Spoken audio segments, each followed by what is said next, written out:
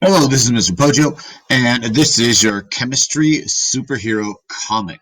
Reminder, a couple things going through this project this week. This is my model video, but here's some of your tasks for the week. Reminder, when you're making your story, please use the slides that reference our understanding and our instruction on the periodic table, chemistry, specifically chemical and physical properties, and hopefully you got through our Gizmo STEM activity and just in general, the reminder of this entire 3 week chemistry superhero project is to be able to develop a character for your comic. And again, connecting the idea of that power or that superpower to chemistry.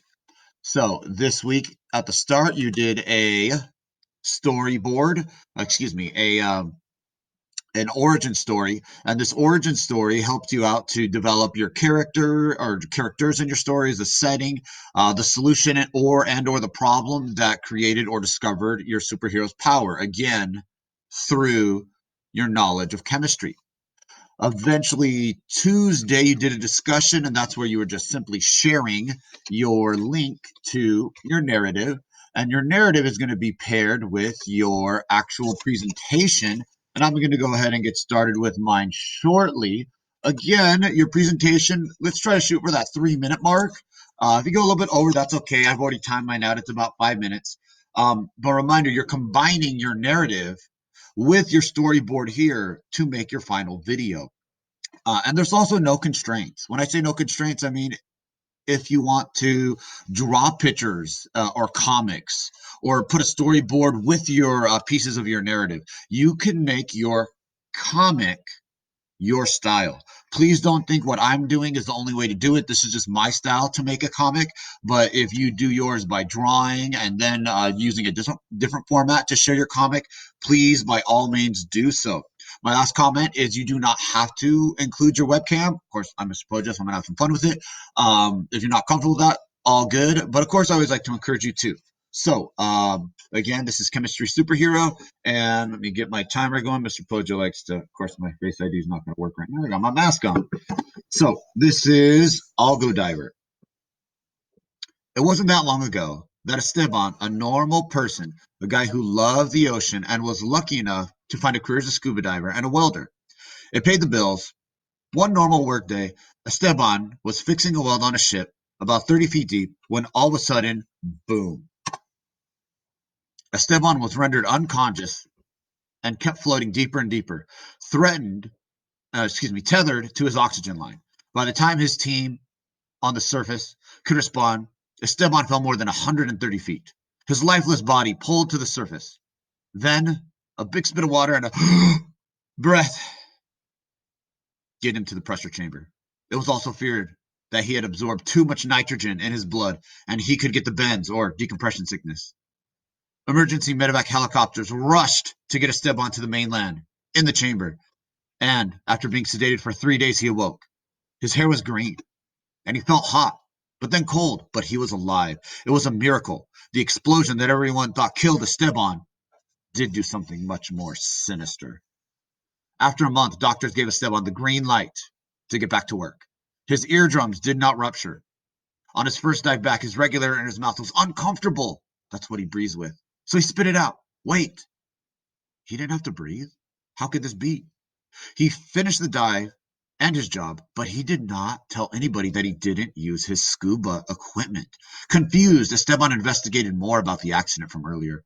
Turns out no one could figure out what caused the explosion, but there was an abnormal amount of invasive algae and mercury which is present and increasing in our oceans, all present in the ballast water of the ship that Esteban was working on the day of the accident. Esteban went to his best friend, Dr. Fryer, for help. Dr. Fryer informed him his blood tests were unusual. It was like his cells had cell walls, but only plants have cell walls. Esteban begged Dr. Fryer to keep this a secret, but Dr. Fryer said it was likely due to a chemical reaction that altered the DNA of Esteban because of the presence of mercury oxide and algae.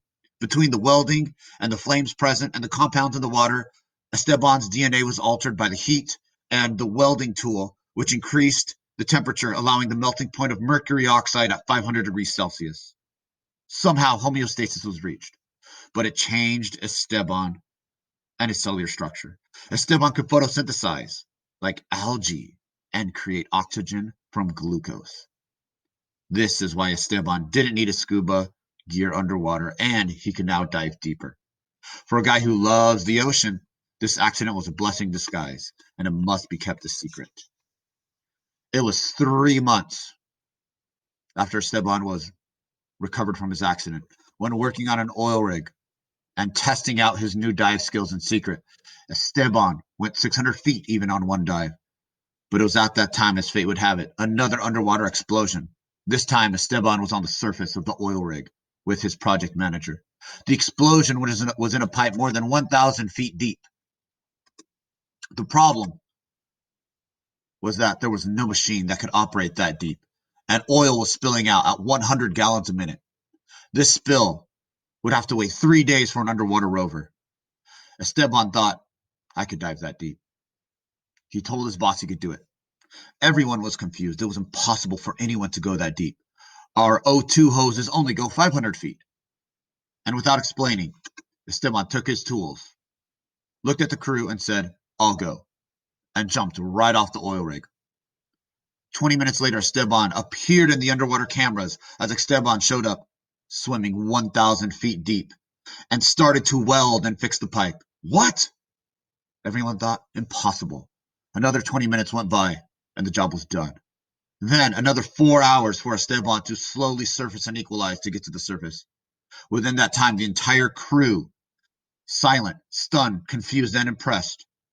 As he reached the surface, FBI agents had already landed on the oil rig during that time to assess the situation. How did you do that, Esteban? Asked his boss. You said, I'll go, and then you were in the water. In the face of danger, the FBI agent noted that it was either saving the ocean or risking his own life. Good job, Algo Diver. Nice name. But Algo Diver does the impossible and swims 1,000 feet deep and saves the day, reiterated the FBI agent. Everyone celebrated and cheered. But later on, the FBI agent slowly walked Esteban outside and whispered into his ear, Algo Diver, I don't know who you are. Saw what you can do. So, there is a battle in the Arctic right now, and the United States needs you. Pack your bags. And that is the story of Algo Diver. Enjoy your comic book, chemistry, superhero story, and best of luck, Mr. Poggio.